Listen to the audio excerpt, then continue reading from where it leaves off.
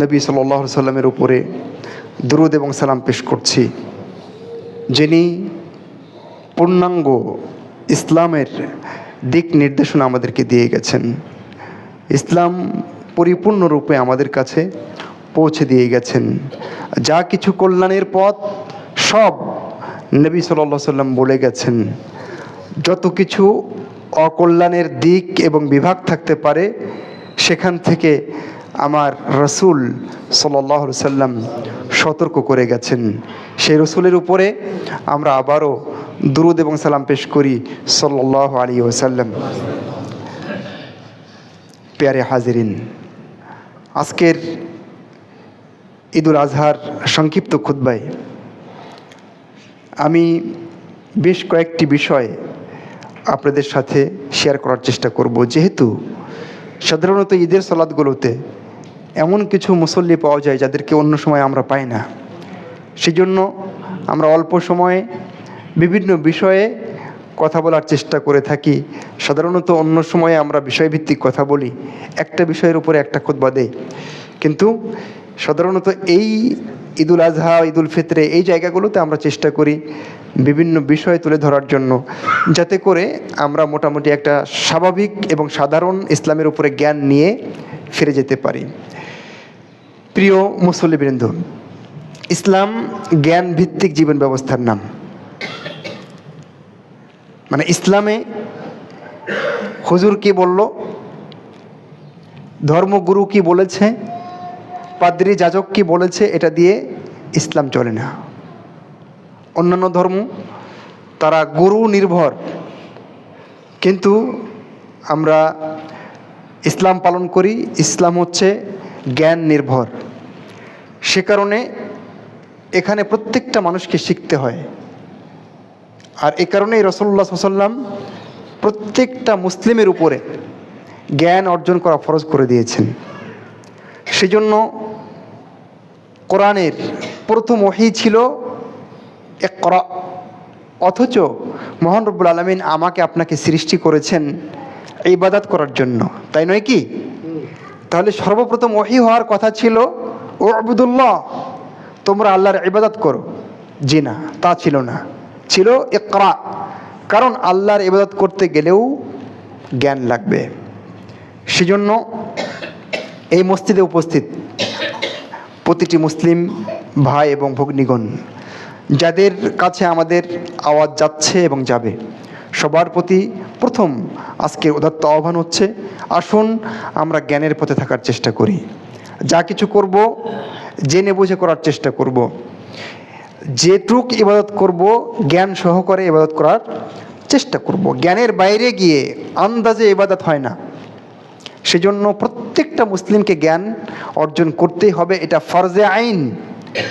আজকে ফজর পড়েছে, যেমন না পড়লে গুনাহ হতো, জোহর পড়ব না পড়লে গুনাহ হবে, ঠিক যদি আপনি জ্ঞান অর্জন না করেন তাহলে আপনার গুনাহ হবে। কারণ এটা ফরজ, ঠিক সালাত যেমন ফরজ, বরং সালাতের আগে জ্ঞানের কথা মহান রব্বুল আলামিন বলেছেন। সেজন্য আমি কোন পেশার মানুষ, কোন বয়সী মানুষ, নারী না পুরুষ, এটা দেখার সুযোগ নেই, বরং আমাকে আপনাকে জ্ঞানের পথে থাকতে হবে, জ্ঞান অর্জন করতে হবে, বই পড়তে হবে, আলেম ওলামার বক্তব্য শুনে জ্ঞান অর্জন করতে হবে। এরপরে দেখুন, আমার তো মনে হচ্ছে এই যে সম্ভবত গত ঈদুল আজহাতেও আমি এখানে খুতবা দিয়েছিলাম, তো আমার মনে হচ্ছে যে এটা গতকালকের ঘটনা।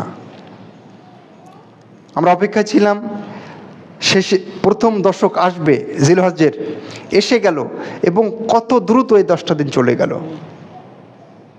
ঠিক আমাদের জীবন ক্যালেন্ডার থেকে আমাদের বয়সটা এভাবে চলে যাচ্ছে। সেজন্য আমি আপনি যতই বাঁচি না কেন, 60, 70, 80, 90, 100 এরকমই তো। এটা কি অনেক বেশি? নবী নূহ আলাইহিস সালাম পৃথিবীতে অনেক দিন বেঁচে ছিলেন, 900 বছর প্লাস। তাকে বলা হয়েছিল যে দুনিয়াটা আপনি কেমন দেখলেন? উনি বলেছিলেন, মনে হয়েছে কাদাখিলিন মিন বাবিন ওয়া খারিজিন মিন আখার, মনে হয়েছে দুনিয়ার এক গেট দিয়ে ঢুকে আর এক গেট দিয়ে বের হয়ে যাচ্ছে। চিন্তা করতে পেরেছেন? এত লম্বা সময় পাওয়ার পরেও তার মূল্যায়নটা দেখেন। আমি এখানে দেখতে পাচ্ছি 80 পর বৃদ্ধ অনেকে রয়েছেন, যাদের বয়স 80 হয়ে গেছে বা কাছাকাছি হয়ে গেছে, 60-70 এরকম বয়সের অনেককে দেখতে পাচ্ছি।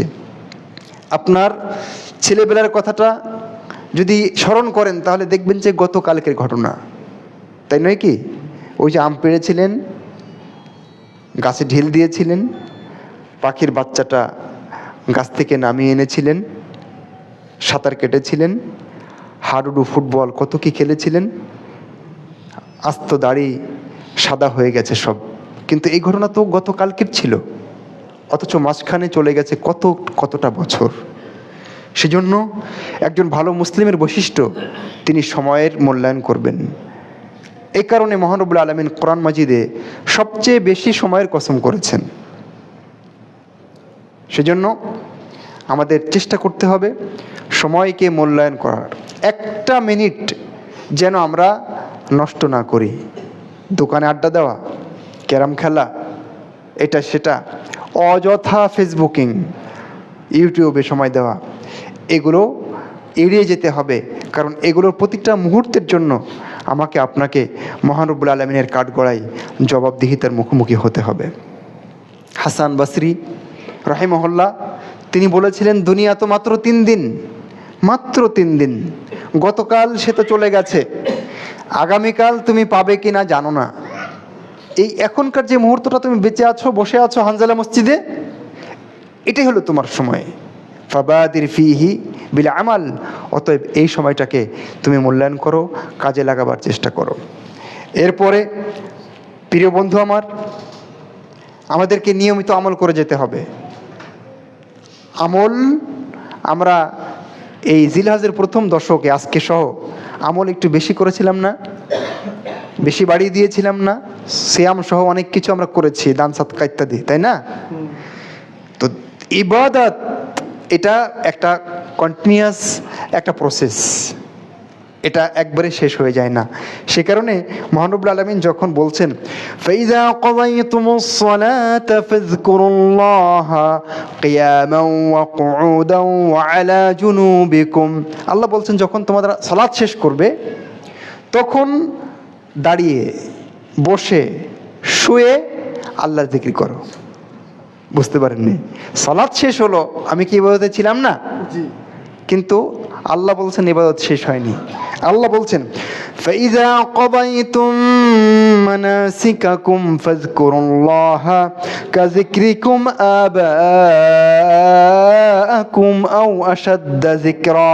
আল্লাহ বলছেন যখন হজ শেষ করবে তখন আল্লাহর জিকির এমনভাবে করবে ঠিক যেমন তোমরা তোমাদের পিতা মাতা, দাদা দাদি, তাদেরকে স্মরণ যেভাবে করো এভাবে আল্লাহর জিকির করবে। বুঝতে পারেননি? হজে যারা ছিলেন তারা এই যে কয়েকদিন ধরে টানা ইবাদতের ভিতরে ছিলেন না, পরিশ্রমের মধ্যে ছিলেন না, কিন্তু আল্লাহ বললেন হজ শেষ হয়েছে, এখন আরও বেশি জিকির করো। তাহলে ইবাদত এটা হলো একটা নিয়মিত কর্ম, যেটা মরণ অবধি আমাকে আপনাকে করতে হবে। সেজন্য আপনার রাসূল সাল্লাল্লাহু আলাইহি সাল্লাম দেখেন মৃত্যু শয্যায় শায়িত, তারপরেও মসজিদে যাওয়ার জন্য ছটফট করছিলেন না? বারবার উযু করছিলেন আমার রাসূল, আর বারবার তিনি বেহুশ হয়ে যাচ্ছিলেন, যেতে পারছিলেন না। অবশেষে যখন তিনি একটু যেতে সমর্থ হলেন তখন 2 জনের কাঁধে ভর করে গিয়ে সালাতে দাঁড়ালেন। সুতরাং মৃত্যু অবধি আমাদেরকে ইবাদত করে যেতে হবে। আল্লাহ বলেছেন ওয়াবুদ রব্বাকা হাত্তা ইয়াতিয়াকাল ইয়াকিন, মরণ আসা পর্যন্ত আপনি ইবাদত করে যাবেন। এটা আল্লাহ তার রাসূলকে বললেন এবং রাসূল সেটা বাস্তবায়ন করলেন। সুবহানাল্লাহ। সম্মানিত উপস্থিতি, ভালো মুসলিম হতে গেলে তাকওয়া অবলম্বন করতে হবে, আল্লাহকে ভয় করে চলতে হবে। আমার কাজে, আমার কর্মে, আমার চাকরিতে, আমার লেখাপড়ায়, সব জায়গায় আমাকে আল্লাহকে ভয় করে চলতে হবে। আল্লাহ যা করতে বলেছেন সেটা করতে হবে, আল্লাহ যা নিষেধ করেছেন সেখান থেকে আমাদেরকে দূরে থাকতে হবে। আল্লাহ বলেছেন ওয়ামান ইয়াত্তাকিল্লাহা ইয়াজআল লাহু মাখরাজা, যে আল্লাহকে ভয় করে মহান রব্বুল আলামিন তার পথ বের করে দিবেন। কোত্থেকে পথ বের হবে আল্লাহই ভালো জানে। ওয়ারযুকহু মিন হাইসু লা ইয়াহতাসিব, এবং মহান রব্বুল আলামিন তাকে রিজিক দিবেন এমনভাবে যে সে হিসাবই করতে পারবে না কোত্থেকে এটা আসলো। আল্লাহ বলছেন ওমাইয়াত্তাকিল্লাহ ইয়াজআল লাহু মিন আমরিহি ইসরা, আল্লাহকে যে ভয় করবে মহান রব্বুল আলামিন তার সব পথঘাট সহজ করে দিবেন। সুতরাং তাকওয়া একজন মুমিনের মূলধন। চেষ্টা করতে হবে সবসময় প্রকাশ্যে গোপনে সবসময় মহান রব্বুল আলামিনকে ভয় করে চলা। এরপরে আপনার আকীদা, আপনার তাওহীদ, আপনার মানহাজ ঠিক করবেন। ও আপনি বলছেন আমি তো তাওহীদ আকীদা বুঝি না, মানহাজ বুঝি না। এইটা বোঝার জন্যই তো মহান রব্বুল আলামিন আপনাকে দুনিয়াতে পাঠিয়েছেন। এটা বুঝতেই হবে, এই জ্ঞানটা অর্জন করতেই হবে। এবং এরপরে আপনাকে ভালো মুসলিম হওয়ার একটা আপনি আশা করতে পারবেন। যদি আপনার আকীদা ঠিক না থাকে, মানহাজ ঠিক না থাকে, তাওহীদ ঠিক না থাকে, তাহলে সব কিছু নষ্ট হয়ে যাবে। অনেক ভালো কাজ করছেন, মাঝখানে মাঝখানে একটু করে কি করছেন, শিরিক ঢুকিয়ে দিচ্ছেন, তাহলে কি হয়ে যাবে, সব আমল বরবাদ হয়ে যাবে। আল্লাহ বলেছেন ওয়ালাকাদ উহিয়া ইলাইকা ওয়া ইলাল্লাযীনা মিন ক্বাবলিকা লাইন আশরাকতা লায়াহবাতান্না আমালুকা ওয়া লাতাকুনান্না মিনাল খাসিরিন। আল্লাহ বলেছেন যে আমি আপনার কাছে এবং আপনার পূর্বে যত নবী এবং রাসূল চলে গেছেন সবার কাছে একটা ওহী পাঠিয়েছিলাম এই মর্মে যে যদি আপনি শিরিক করেন তাহলে অবশ্যই অবশ্যই আপনার আমল বাতিল হয়ে যাবে, নষ্ট হয়ে যাবে, এবং আপনি অবশ্যই ক্ষতিগ্রস্তদের অন্তর্ভুক্ত হয়ে যাবেন। সুতরাং একজন মুসলিম যদি সত্যিকার অর্থে মুসলিম থাকতে চায় তাহলে তার আকীদা বুঝতে হবে, ঠিক করতে হবে, তাকে তাওহীদ বুঝতে হবে, ঠিক করতে হবে, তার মানহাজ বুঝতে হবে, ঠিক করতে হবে। অন্যথায় সে মুসলিম হতে পারে না, বরং মুসলিম হওয়ার হয়তো বা দাবি করবে কিন্তু সে আসলে তার কোনো আমলই আসলে কাজে আসছে না।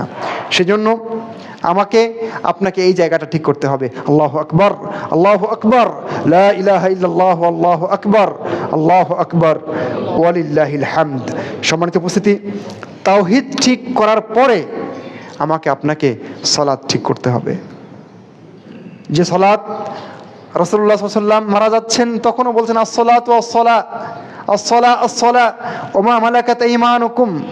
আল্লাহ রাসূল মারা যাচ্ছেন, সর্বশেষ যে আওয়াজটা বের হচ্ছে সেটা হলো সালাত, সালাত। খবরদার, সালাতের ব্যাপারে, নামাজের ব্যাপারে তোমরা সজাগ থাকবে, যত্নবান হবে। সেই কারণে সালাত মুমিন জীবনে তাওহীদের পরে সবচেয়ে গুরুত্বপূর্ণ ইবাদত। আর এই কারণে আপনি দেখবেন যে কোনো ইবাদত ছেড়ে দিলে একজন মানুষ কাফের হয়ে যায় না, কিন্তু সালাত এমন একটা ইবাদত যেটা যদি কেউ কন্টিনিউয়াসলি নিয়মিত না পড়ে তাহলে সে কাফের হয়ে যাবে। সম্মানিত উপস্থিতি, সালাত এমন একটা ইবাদত যেটা মহান রব্বুল আলামিন দেওয়ার জন্য আমার রাসূলকে উপরে নিয়ে গিয়েছিলেন। জিবরিল আমিনকে পাঠিয়ে হয়নি, অন্যান্য সব কিছু জিবরিল আমিনকে দিয়ে পাঠিয়ে বলেছেন যে এটা দিয়ে আসো, এটা দিয়ে আসো, জিহাদ দিয়ে আসো, জাকাতের বিধান দিয়ে আসো, পর্দার বিধান দিয়ে আসো, সব দিয়ে আসো।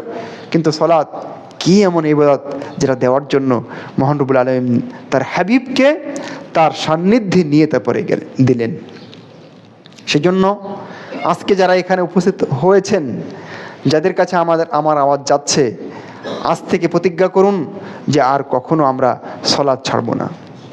সালাত বিনা আমি মুমিন থাকতে পারবো না, সালাত ছাড়া আমার নাজাতের কোনো পথ নাই, কোশ্চিনকালেও না।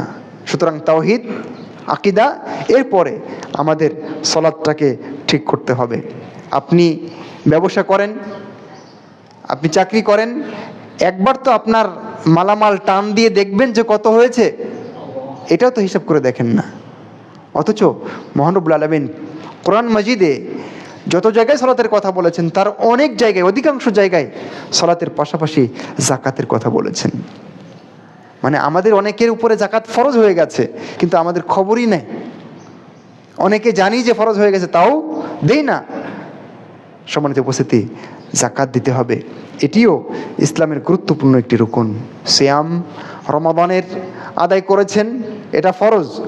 এর পাশাপাশি অন্যান্য অনেক নফল সিয়াম আছে, সেগুলো আদায়ের চেষ্টা করবেন। হজ যদি সামর্থ্য থাকে, টাকা পয়সা হয়, শারীরিক সামর্থ্য থাকে, হজে যাওয়ার পাকাপোক্ত নিয়ত করে ফেলেন, আল্লাহ সহজ করে দিবেন। এই হলো ইসলামের 5টা রুকুন।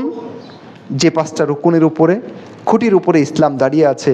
আসুন আমরা চেষ্টা করি এই 5টা রুকুনই যেন সুন্দরভাবে আদায় করতে পারি। ঈমানের 6টা রুকুন আছে।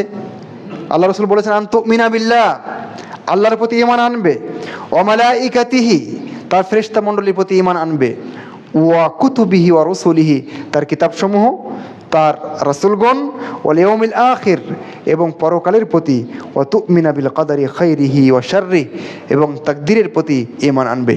এই হলো 6টা ঈমানের রুকুন। সুতরাং এই ইসলাম এবং এই ঈমান মিলে একজন মানুষ পূর্ণ মুমিন মুসলিম হতে পারে। সেজন্য আল্লাহর প্রতি ঈমান আনা, পরকাল ইত্যাদি যে 6টা রুকুন আছে, এগুলো আপনাদেরকে জানতে হবে, খুঁটিনাটি করে জানতে হবে। কারণ এগুলো যদি খুঁটিনাটি করে না জানি, তাহলে আমার আপনার ঈমান অধরা থেকে যেতে পারে। আল্লাহু আকবার, আল্লাহু আকবার, লা ইলাহা ইল্লাল্লাহু, আল্লাহু আকবার, আল্লাহু আকবার, ওয়ালিল্লাহিল হামদ। মা বোনদের উদ্দেশ্যে বলবো, আপনাদের জন্য জান্নাতে যাওয়ার পথ একেবারেই সহজ।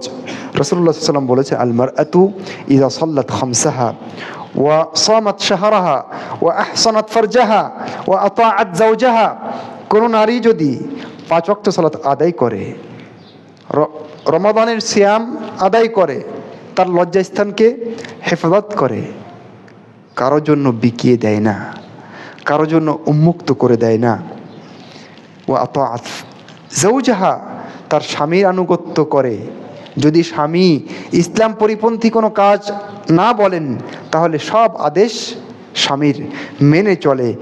আল্লাহ রাসূল বললেন, ফালতাদখুল মিন আইয়ি আবওয়াবিল জান্নাতি শাআত, তাহলে এই নারী জান্নাতের যে দরজা দিয়ে যেতে চাইবেন যেতে পারবেন, প্রবেশ করতে পারবেন। সুতরাং এই কাজগুলো করার চেষ্টা করবেন, পর্দাপোশিদা করবেন, মুসলিম নারীর যে বৈশিষ্ট্য সেটা অর্জন করার চেষ্টা করবেন। আল্লাহ রাসূল বললেন, আমি 2 শ্রেণীর জাহান্নামীকে দেখিনি, তবে তাদের বৈশিষ্ট্য বলে যাচ্ছে।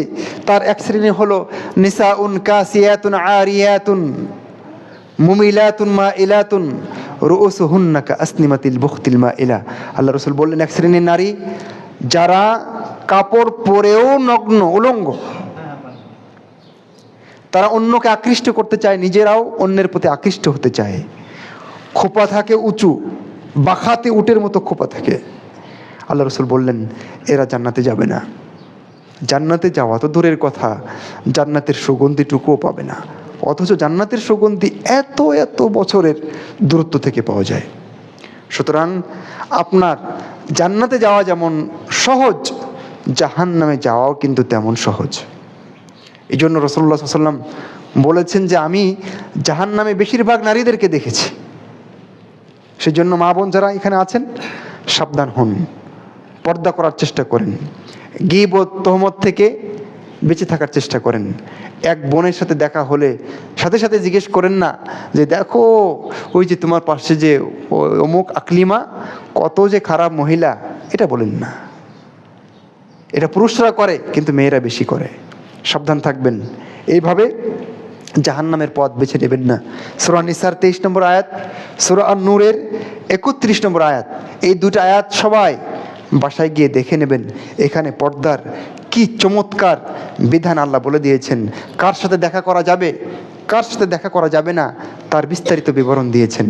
আজকে আমরা, আমাদের মা বোনেরা পর্দা করেন, কিন্তু পর্দা করেন কোথায়? বাজারে। তার মানে যখন বাজারে যান উনি, তখন ঠিকই একদম বোরখা জড়িয়ে যান। কিন্তু ওই মহিলাই আবার বাড়িতে খালাতো মামাতো বোন, দোলা ভাই সবার সাথে দাঁত 14 পাটি আর 32 পাটি বের করে হাসাহাসি করে, গল্প গুজব করে। অথচ ইসলামে বাজারের বেগানা লোকটাও যা, খালাতো ভাইও তা ইসলামের দৃষ্টিতে, পর্দার ক্ষেত্রে। সুতরাং মাহরাম এবং গায়ের মাহরাম, এই জ্ঞানটা আমাদের নাই বেশিরভাগ মানুষের, এবং এটা আমরা বেশিরভাগ মানুষ বাস্তবায়ন করতে পারছি না। মা বোনদের প্রতি উদাত্ত আহ্বান, এটা আমরা করার চেষ্টা করি। পিতামাতা যাদের আছে, চেষ্টা করেন পিতামাতার সাথে সুন্দর ব্যবহার। এটা আপনার জান্নাত, আপনার মা আপনার জান্নাত, আপনার বাবা আপনার জান্নাত। সেজন্য মহান রব্বুল আলামিন তার নিজের কথা যেখানে যেখানে বলেছেন, তার অনেক জায়গায় পরপরই বাবা মার কথা বলেছেন। তিনি বলেছেন আনিশকুরলি ওয়ালিওয়ালিদাইকা ইলাইয়াল মাসির, বলেছেন আমার শুকরিয়া জ্ঞাপন করো আর তোমার বাবা মার। চিন্তা করতে পেরেছেন বাবা মা কি জিনিস? তিনি বলেছেন ওয়াকাদা রাব্বুকা আল্লা তা'বুদু ইল্লা ইয়াহু ওয়া বিল ওয়ালিদাইনি ইহসানা। আল্লাহর ফয়সালা যে আল্লাহর ইবাদত করবে আর পিতামাতার সাথে ভালো ব্যবহার করবে। সুতরাং আপনি সন্তান হিসাবে বাবা মায়ের সাথে খারাপ ব্যবহার করতে পারেন না। আপনি মনে করতে পারেন না যে মাসে টাকা পাঠালাম ঢাকা থেকে, দায়িত্ব শেষ। জি না, বরং তার সার্বিক বিষয়ে দেখভাল করতে হবে, পারলে আপনার কাছে রাখতে হবে যদি উনি থাকতে চান। আমার মা থাকতে চান না, আমি অনেক বলি ওনার গ্রামে ভালো লাগে, এরকম অনেকের আছে। কিন্তু যদি থাকতে চান তাহলে আপনার কাছে রাখবেন। আপনি কোনো কিছু দিয়ে আপনার মায়ের, আপনার বাবার হক আদায় করতে পারবেন না, বিশ্বাস করেন, কোনো কিছু দিয়ে না। সুতরাং এই জায়গায় আমরা সাবধান হব। এক ব্যক্তি জাহেমা নামে এক ব্যক্তি আল্লাহ রসুলকে বললেন, আল্লাহ রসুল আমি তো যুদ্ধে যাব নিয়ত করে ফেলেছি, আপনার পরামর্শ চাই। তিনি বললেন তোমার মা নাই? আল্লাহ রসুলের প্রশ্নের জবাবে সাহাবী বললেন জি আছে। তখন আল্লাহ রসুল বললেন ইলজামহা ফাইন্নাল জান্নাতা ইনদা রিজলিহা, ঠিক আছে তাহলে তোমার মায়ের সাথেই থাকো, জান্নাত তো তার পায়ের নিচে আছে। সুবহানাল্লাহ। সুতরাং এই জায়গায় আমাদের খেয়াল রাখতে হবে। একটা সময় আমি আমার মায়ের কোলে ছিলাম, এখন মা তো আপনার কোলে। আমার মাকে আমাকে ফেলে দিয়েছিলেন, কষ্ট দিয়েছিলেন, শীতের রাত্রে পেশাবের উপরে রেখেছিলেন, তো আমিও তো পায়খানা করে দিয়েছিলাম, আমার মা কি করেছিলেন? তাহলে তুমি এত বিরক্ত হচ্ছ কেন? সম্মানিত উপস্থিতি, সম্পদের ব্যাপারে সাবধান থাকবেন। 1 টাকা অবৈধভাবে উপার্জন করবেন না, 1 টাকা অবৈধভাবে ব্যয় করবেন না। খবরদার শরিকানার অংশ, উত্তরাধিকারী সত্ত্ব ফাঁকি দিবেন না। ভাইয়েরা সাবধান থাকবেন, বোনদেরকে ফাঁকি দিবেন না। বাবারাও সাবধান থাকবেন, কাউকে এক পেশে করে কম বেশি দিবেন না। এই অধিকার আপনার নাই, এই মাল আপনার না, এটা আল্লাহর মাল। আল্লাহ আপনার অধীনে কিছুদিন রেখেছেন, একই জায়গা শত শত বছর ধরে পড়ে আছে, কিন্তু কতজন মালিক এখান দিয়ে চলে গেছে। ঠিক আপনিও আপনার জায়গা জমি সব রেখে চলে যাবেন, মালিক পরিবর্তন হবে, সেজন্য মূল মালিক আপনি না। আর সে কারণে আপনি যাকে ইচ্ছা তা কম বেশি করবেন, এটা যেন না হয়। কারণ মহান রব্বুল আলামিন কোরআন মাজিদে সালাতের নিয়ম বলেননি, যাকাতের নিয়ম বলেননি, হজের নিয়ম বলেননি, কিন্তু উত্তরাধিকারী সম্পদ বন্টনের নিয়ম বিস্তারিত বলে দিয়েছেন। এটা হেরফের করা যাবে না। যারা ভুল করেছেন এর আগে, তারা বোনকে ডেকে মাপ চেয়ে নেবেন যে ভুল হয়ে গেছে, এই নাও তোমার জিনিস তুমি নিয়ে চলে যাও। কথা বোঝা গেছে? সম্মানিত উপস্থিতি, আমরা কথা শেষের দিকে চলে আসছি। যুবকরা তোমরা চলে যাচ্ছ, তোমাদের উদ্দেশ্যে কিছু কথা। জীবনে যুবকদের দিয়েই সমাজ এগিয়েছে, জিহাদ হয়েছে, বড় বড় কাজ হয়েছে। মুরব্বীরা ছাতার মতো উপরে থেকেছেন, কিন্তু কাজ করেছে মাঠে যুবকরা। ইব্রাহিম আলাইহিস সালাম যখন মূর্তি ভেঙেছিলেন তখন কি ছিলেন? তিনি টকবকে যুবক ছিলেন। ওই যে গুহাবাসী আসহাবুল কাহাফ, তারা ঈমান নিয়ে পালিয়ে গিয়েছিলেন, তাদের কাহিনীর অবলম্বনে মহান রব্বুল আলামিন একটা সূরার নাম রেখে দিয়েছেন, সূরাতুল কাহাফ। যুবক। সুতরাং তোমরা যারা যুবক আছো তারা চেষ্টা করো সেই পথ ধরার, ইব্রাহিম আলাইহিস সালামের পথ ধরার। তোমরা চেষ্টা করো আসহাবে কাহাফের সেই তেজদীপ্ত ইমানদার যুবকদের মতো হওয়ার। তোমরা চেষ্টা করো মুসআব ইবনে উমাইরের মতো হওয়ার। আজকে তোমাদের যেভাবে মোড়ে মোড়ে বিভিন্ন জায়গায় দোকানে যেখানে ওয়াইফাইয়ের কানেকশন সেখানে তোমাদেরকে যেভাবে ফেসবুকিং দেখি, গেম খেলতে দেখি ইত্যাদি, তাতে আমরা অনেক সময় হতাশ হয়ে যাই। এই জায়গা থেকে আমাদের ছেলেদেরকে বের করে আনতে হবে, ওদেরকে অবশ্যই ভালো জায়গায় নিতে হবে। সেজন্য আমি পিতা হিসেবে, আপনি মাতা হিসেবে আপনার দায়িত্ব নাই? অবশ্যই আছে। সেই দায়িত্বটা পিতা হিসাবে, মাতা হিসাবে আপনি পালন করবেন। খবরদার, আপনার ছেলে, আপনার মেয়েকে যেমন ছোটোবেলায় আপনি ভ্যাকসিন দেন না, টিকা, ভবিষ্যতে যেন পোলিও না হয়, ভবিষ্যতে যেন তার হাম না হয়, রুবেলা না হয়, এই জন্য টিকা দেন না। আচ্ছা, ভবিষ্যতে যেন সে নাস্তিক না হয়ে যায়, ভবিষ্যতে যেন সে সেকুলার না হয়ে যায়, ভবিষ্যতে যেন সে ধর্ম নিরপেক্ষতাবাদে বিশ্বাসী না হয়ে যায়, সেজন্য আপনি কি টিকা দিয়েছেন? এই টিকাটা কি বেশি ইম্পর্টেন্ট ছিল না? তাহলে সেই টিকাটা কি? সেই টিকাটা হলো আপনার ছেলেকে ছোটবেলা থেকে, আপনার মেয়েকে ছোটবেলা থেকে ইমানের দীক্ষা দিবেন, নির্ভেজাল তাওহীদের দীক্ষা দিবেন এবং ইসলামের মৌলিক বুনিয়াদি বিষয়গুলো তাকে শেখাবেন, যেন আপনার ছেলে বড় হয়ে ডাক্তার হলেও চট করে আপনি মরার খবর পেয়ে এসে আপনার জানাজাটা পড়তে পারে। সেই ইমামতি করবে, হতে পারে না? পুলিশ ক্যাডার ইত্যাদি প্রশাসনে আপনার ছেলেটা চাকরি করে, আপনি অসুস্থ খবর পেয়েছে, সে এসে আপনার জন্য দোয়া করছে, সেবা করছে, এটা হওয়া কি দরকার না? সে বলছে রব্বির হামহুমা কামা রব্বায়ানি সগীরা। সুতরাং এই হলো ভ্যাকসিন, ছোটবেলায় তাকে দিয়ে দিবেন যেন সে ঈমান নিয়ে বেঁচে থাকতে পারে। সম্মানিত উপস্থিতি, সর্বশেষ কথা, দুনিয়ার পিছনে আমরা পড়ব না, দুনিয়া হাতে নিব, বুকে নিব না। আল্লাহ বলছেন, আরদিতুম বিল হায়াতিদ দুনিয়া মিনাল আখিরা ফামা মাতাউল হায়াতিদ দুনিয়া ফিল আখিরাতি ইল্লা কলিল। শেষ বার্তা আমি আজকে দিয়ে শেষ করতে যাচ্ছি। আল্লাহ বলেছেন, তোমরা কি পরকাল ছেড়ে দুনিয়াকে নিয়ে খুশি হয়ে গেছো? অথচ পরকালের তুলনায় দুনিয়াটা সামান্য কিছু। সুতরাং আমরা চেষ্টা করব যেন আমরা দুনিয়ার পেছনে না পড়ি, বরং পরকালকে আমাদের সামনে রাখতে হবে। বিশ্বাস করেন এবং খুব দৃঢ় বিশ্বাসী থাকেন, আজকে যারা এখানে আছেন, আগামী 100 বছর পরে আমরা মোটামুটি, আল্লাহ যদি দু একজনকে বিশেষভাবে বাঁচিয়ে রাখে ভিন্ন হিসাব, বাকি 100 বছর পরে, আজকে আমরা 2025 সালের 10 জিলহজ্জে, আর আমাদের 7 তারিখ না আজকে জুনের, যদি আমি আপনাদেরকে বলি 2125 সালের 7 জুন কে কে বেঁচে থাকবেন এখানে? সবাই হাড় হাড্ডি আমাদের শেষ হয়ে যাবে কবরের মাটির নিচে। সুতরাং ওই দিনটার জন্য আমি কি করতে পারি, এটা আমাকে আপনাকে চিন্তা করতে হবে। সেদিন কেউ আপনাকে স্মরণ করবে না। আপনি যেমন আপনার দাদার দাদা, তার নাম জানেন না, আপনারও নাম কেউ জানবে না, কিন্তু আপনার আমলটা আপনার জন্য থেকে যাবে। সেজন্য চেষ্টা করতে হবে যেন আমরা পরকালের জন্য কিছু করে যেতে পারি। আল্লাহু আকবার, আল্লাহু আকবার, লা ইলাহা ইল্লাল্লাহ, আল্লাহু আকবার, আল্লাহ।